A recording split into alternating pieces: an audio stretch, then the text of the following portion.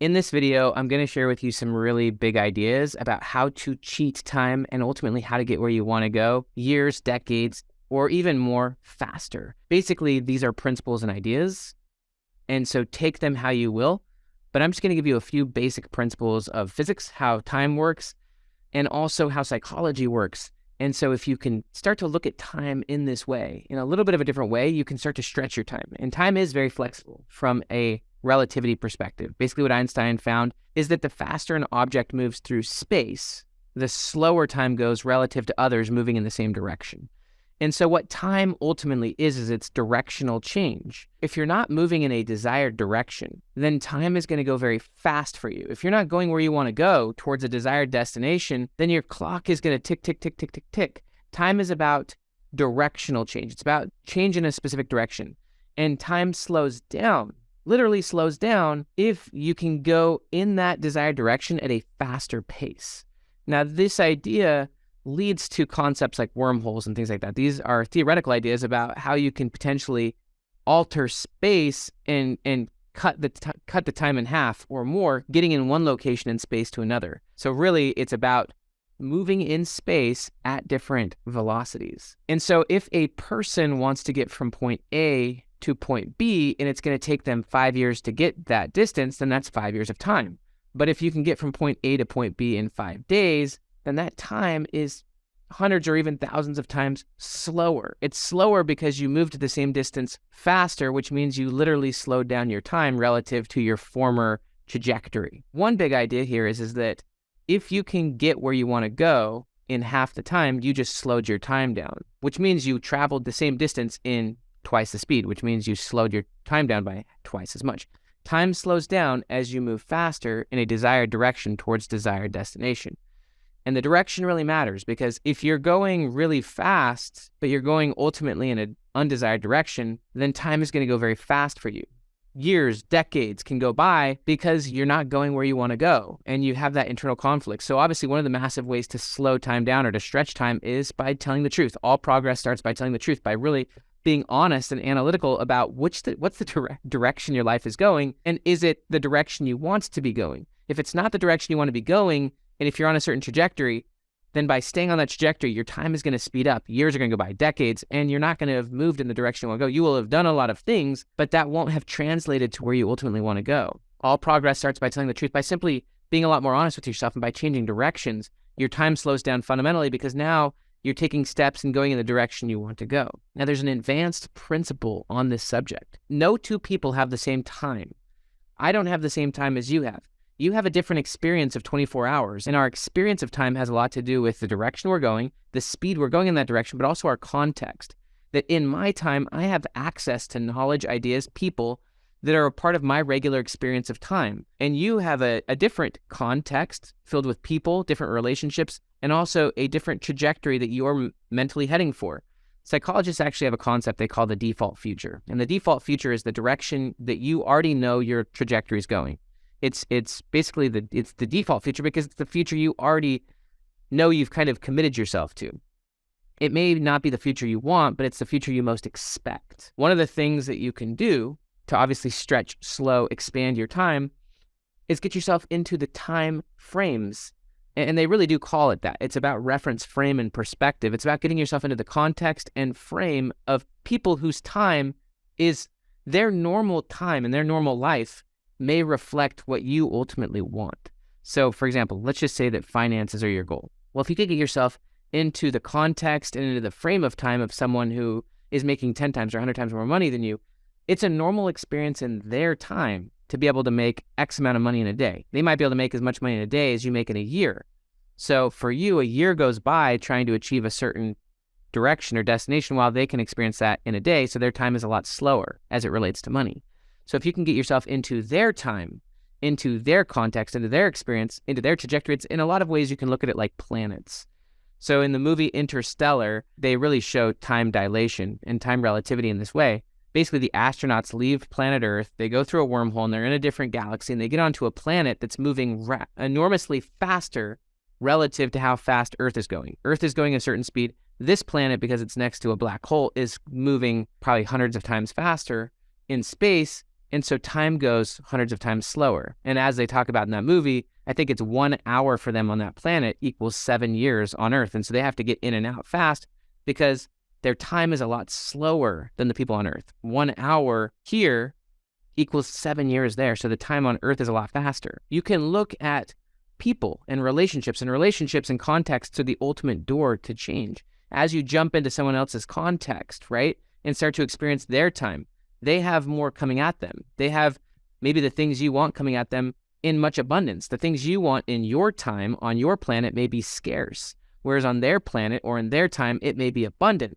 And so by getting yourself into other people's time, into their context, into their reality, into their time, and time is their reference frame, it's their default future, it's the direction they're going, it's their trajectory and the speed at which they're going towards that trajectory. It's what they have in abundance in their context.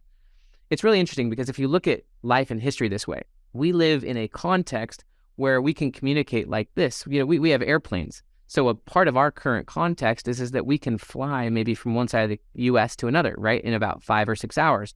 Whereas you go back in time 150 or 200 years, the pioneers had to make that walk and it took 8 months. And so in this context, we can travel the same distance in 5 hours as took prior generations of people 8 months or more, which led to death. And so you can look at different people the same way. There are billions of people on this earth, and they all have different contexts that are just as stark as the airplane versus the handcart. And if you can get yourself into their contexts, into their environment, into their time, again, it's their time. We all have different qualitative experiences of time. And by getting yourself into different people's time, you get to see things that your former self couldn't see from your old vantage point.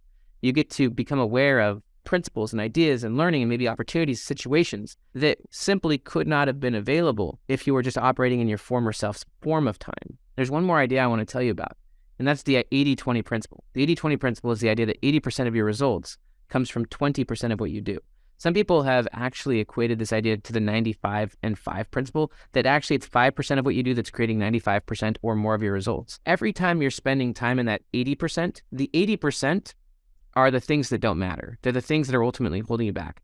Again, 20% or less of your results comes from 80% of what you're doing. One of the things you want to be really honest about is what are the 80% of things in your life that are ultimately speeding your time? By speeding your time, what I mean is that they're making the days, years, and decades go faster without you experiencing the desired directional change you want. By letting go of the 80% of your life and by focusing on the 20, you will slow your time down amazingly. And that's what you want to do, is you want to slow and stretch your time, because slow time means you're moving quickly in the direction you want to go. And so by eliminating the 80%, not only do you remove decision fatigue and having 1,000 things on your plate, you remove all those so you have a lot less decision fatigue, and you also have a lot more flow because you're focused on less but better. But also you're focused on a qualitatively higher amount of activity that will lead you where you want to go 10 times faster. And so by eliminating the 80%, you will slow down your time and you'll focus on the few things that will directionally take you where you want to go at much faster speeds. You can get there 10 times faster by just focusing on the 20% and by eliminating the 80%. Whereas if you keep the 80% and continue to invest time in habits, situations, people, jobs, whatever, that are ultimately more of a reflection of your past than your future, then your time is going to go really fast. And you don't want your time to go fast. You want your time to go slow. And this isn't necessarily about the experience of time. I might feel like a day just went by, and a billionaire might feel like a day just went by, but they just made $1 billion and I just made 100 or whatever. Like the day felt the same, but they traveled, at least financially, quantum levels faster, which means that their time, at least financially, was a lot slower. And so you want to slow your time. And if you've slowed your time, what that means is that you're moving towards where you want to go faster. And so you want to remove everything from your life that's speeding your time. And things that are speeding your time are the things that are ultimately stopping you from getting where you want to go, and ultimately making the days, weeks, months, years, decades go by with you making marginal or minor progress in the direction you want to go, or maybe are even taking you in some other direction that you don't want to go. So time and space are connected, and it's really about directional change. And stretching time or slowing time, experiencing positive time dilation, is really about adjusting yourself and getting yourself into context, situations, and directions where you can get where you want to go 5 times faster, 10 times faster, 100 times faster. And a lot of that has to do with all progress starts by telling the truth. A big aspect of this, by the way, is clarifying where you want to go. Optimize more for where you want to be in 10 years from now versus where you want to be in 10 days from now. If you can start to think about where your future self is 10 years from now and what matters to them and what their destination is and what their destination could be, then you can start pointing your ship in that way. And then you can start to experience what psychologists call selective attention, which is that you get what you're looking for, what you focus on expands. And so as you create a picture of your future self, and as you get connected to your future self emotionally, and as you think about where your future self is 10 years from now, and you really think and define what success is at the highest level there, and maybe make it 5 or 10 times bigger. As people, we underestimate what we can do in a decade, but we overestimate what we can do in a year. If you think about what matters and what success is 10 years from now and what the context of your future self is or could be at 10x or 100x bigger, then you can make shifts in your direction, which will change your trajectory, which will change your path, which will change your time. As you make progress directionally in the way you want to go, your time is going to slow down. And what I mean by slowing down is that relative to others who are more focused on short-term than the long-term, as you're moving towards a longer-term and more honest and desirable direction and destination, as you're removing stuff that's speeding your time, you're going to warp where in a year, you're going to experience more growth, more change, more progress. And it really is about progress more than speed. Progress means that you're going in a desired direction. You could go really fast in the wrong direction and you're only speeding your time. But if you adjust and you're making genuine progress in a genuine direction towards where you genuinely want to go, and you do that continually and continue to let go of the things that speed your time, you'll make more progress, true progress, desired progress in a year than most people do in a lifetime, which means that you've really slowed your time down. And you could then live hundreds or thousands of lifetimes. One final thought on this is that your future self's time can be a lot slower than yours. What you can do a year from now because of the situation, the context, the relationships, the leverage, you can do things, your future self can do things in a day that might take you a year to achieve. As an example, I can make as much money in a day as my past self did in a year or a decade, because I now have a different context, different relationships, different knowledge, different situations, so I can make quantum leaps. My past self couldn't have even imagined what things I can now do in a day, which might have taken them years or decades. So your time, if you're equipping your future self with better relationships, better knowledge, etc., what your future self can do in a day may take your current self a year, or maybe even be unavailable to your current self because you could never actually imagine that direction which your future self will define. Hope this helps. My name is Dr. Benjamin Hardy. Like this video so that more people can see it. Give it a thumbs up. Have an amazing day. And the goal is that you start slowing your time down, stretching your time, meaning that you make the adjustments needed so that you're actually going directionally where you want to go and putting yourself in situations where that comes at you much faster. Because you don't attract what you want, you attract who you are. And also, your context really matters. Your context is the people around you, and ultimately you want to get yourself into other people's time where you can collaborate with them, where they're actually already at where you want to go, or they're going the direction you want to go with much greater speed than you're currently going. And so by aligning yourself with them, you will then get into their time, which is fundamentally different from your time. Their time is much slower if they're going the direction you want faster.